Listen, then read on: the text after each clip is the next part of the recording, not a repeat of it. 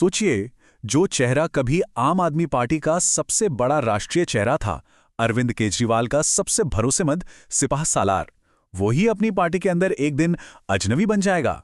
जी हां, बात हो रही है राघव चड्ढा की, जिन्हें कभी आम आदमी पार्टी का पोस्टर बॉय कहा जाता था। तो आखिर सवाल यही है कि भारत के सबसे पॉपुलर युवा नेताओं में से एक को अचानक उनकी अपनी ही पार्टी ने खामोश क्यों कर दिया। 2 अप्रैल को कुछ ऐसा हुआ जिसने पूरी पॉलिटिकल दुनिया में हलचल मचा दी। चलिए इस पूरी कहानी को परत दर परत समझते हैं। तो आज हम देखेंगे कि कैसे ये पोस्टर बॉय अर्श से फर्श पर आया, कैसे वो एक रॉक स्टार एमपी बना, पार्टी के साथ रिश्तों में दरारें कैसे आईं, इस सब का अंजाम क्या हुआ, और सबसे बड़ा सवाल, अब चड्ढा का अगला कदम क्या होगा। चलिए कहानी की शुरुआत करते हैं उस मोड़ से जिसकी किसी ने उम्मीद भी नहीं की थी, the fall of the poster boy. हुआ ये कि आम आदमी पार्टी ने राज्यसभा सेक्रेटेरिएट को एक चिट्ठी लिखी और कहा कि राघव चड्ढा को उपनेता के पद से हटाया जा रहा है। उनकी जगह ले ली अशोक मित्तल ने। लेकिन बात सिर्फ इतनी ही नहीं थी। पार्टी ने यह भी कह दिया कि पार्टी कोटे से जो बोलने का टाइम मिलता है वो भी राघव चड्ढा को ना दिया जाए। मतलब ये सिर्फ पद से हटाना नहीं था, ये तो संसद में उनकी आवाज को ही बंद करने की एक सीधी कोशिश थी। अब ये समझने के लिए कि ये फैसला इतना बड़ा झटका क्यों था, हमें राघव चड्ढा के सफर को देखना होगा। आखिर वो पार्टी के लिए इतने जरूरी क्यों थे। चलिए उनके एक रॉक स्टार एमपी बनने की कहानी पर नजर डालते हैं। उनकी तरक्की की रफ्तार तो देखिए, बिल्कुल रॉकेट जैसी थी। 2012 में एक वॉलंटियर के तौर पर पार्टी से जुड़े। सिर्फ 26 साल के थे जब पार्टी के नेशनल ट्रेजरर बन गए। 2020 में एमएलए बने और 2022 में सिर्फ 33 साल की उम्र में वो भारत के सबसे युवा राज्यसभा सांसद बन गए। और उन्हें रॉकस्टार एमपी का टैग क्यों मिला, ये स्लाइड सब कुछ बता देती है। उन्होंने वो मुद्दे उठाए जो सीधे हम सबकी जिंदगी से जुड़े थे। एयरपोर्ट पर महंगा खाना क्यों मिलता है, जोमैटो, ओला, उबर में काम करने वालों के अधिकार क्या हैं, और हाँ, महीने के आखिर में बचा हुआ मोबाइल डेटा अगले महीने क्यों नहीं जुड़ता। ऐसे सवाल पूछकर वो जनता के हीरो बन गए। तो फिर इतना सब कुछ सही चल रहा था तो गड़बड़ कहाँ हुई? पार्टी के साथ उनके रिश्तों में दरार कैसे आई? चलिए अब इस कहानी के सबसे दिलचस्प हिस्से में चलते हैं और उन वजहों को समझते हैं जिन्होंने इस पूरे विवाद को हवा दी। पहली दरार तब दिखी जब पार्टी अपने सबसे बड़े संकट से गुजर रही थी। दिल्ली एक्साइज पॉलिसी केस में अरविंद केजरीवाल समेत पार्टी के बड़े बड़े नेता जेल में थे और ठीक उसी वक्त राघव चड्ढा भारत में नहीं थे। वो अपनी आंखों की सर्जरी के लिए लंदन गए हुए थे। कहा जाता है कि पार्टी के इस सबसे मुश्किल दौर में उनका यूं बाहर रहना टॉप लीडरशिप को बिल्कुल रास नहीं आया। और फिर कहानी में एंट्री होती है एक कप चाय की।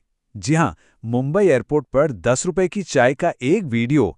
सुनने में ये बहुत मामूली बात लगती है ना, लेकिन इसके पीछे की राजनीति बहुत गहरी थी। अब जरा इसके पीछे की पॉलिटिक्स को समझिए। उस वीडियो में चड्ढा ने मुंबई एयरपोर्ट की एक सुविधा की तारीफ की। ये एयरपोर्ट आता है अडानी ग्रुप के मैनेजमेंट में और ये एक एनडीए शासित राज्य में है। और ये सब तब हो रहा था जब आम आदमी पार्टी और उसके सहयोगी दल लगातार अडानी ग्रुप और सरकार पर हमला कर रहे थे। ऐसे में चड्ढा का ये वीडियो पार्टी की लाइन से बिल्कुल अलग देखा गया। इन सब घटनाओं के बाद जो हुआ वो भी कम ड्रामेटिक नहीं था। चलिए अब देखते हैं कि इस फैसले के नतीजे क्या हुए और राघव चड्ढा का इस पर रिएक्शन क्या था।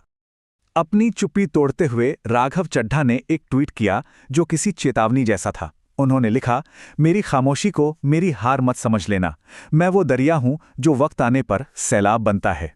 ये एक साफ साफ संदेश था उन लोगों के लिए जिन्होंने उन्हें चुप कराने की कोशिश की थी। तो इस एक्शन का असर क्या हुआ? सबसे पहले राज्यसभा में पार्टी की स्ट्रैटेजी बनाने की उनकी पावर चली गई। दूसरा, माना जाता है कि वो केजरीवाल के इनर सर्कल से भी बाहर हो गए। मतलब साफ था, उनका प्रभाव कम हो गया और उनकी जगह अशोक मित्तल जैसे नए नेताओं को दे दी गई। और शायद सबसे बड़ी बात, भविष्य में अगर कोई कानूनी लड़ाई लड़नी पड़ी तो हो सकता है उन्हें पार्टी का सपोर्ट ना मिले।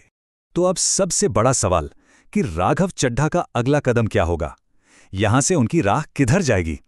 चलिए अब जरा उन अटकलों और भविष्य के रास्तों पर नजर डालते हैं जो उनके सामने हो सकते हैं। तो जो राजनीति के जानकार हैं, जिन्हें हम पॉलिटिकल पंडित भी कहते हैं, उनका मानना है कि राघव चड्ढा के सामने मोटे तौर पर 2 रास्ते हैं। पहला रास्ता है इंतजार का, मतलब चुपचाप पार्टी में बने रहें जब तक 2028 में उनका राज्यसभा का टर्म खत्म नहीं हो जाता। और दूसरा रास्ता है 2027 का सरप्राइज, यानी 2027 में पंजाब चुनावों के दौरान कोई बड़ा दांव खेलना, हो सकता है पार्टी बदलकर।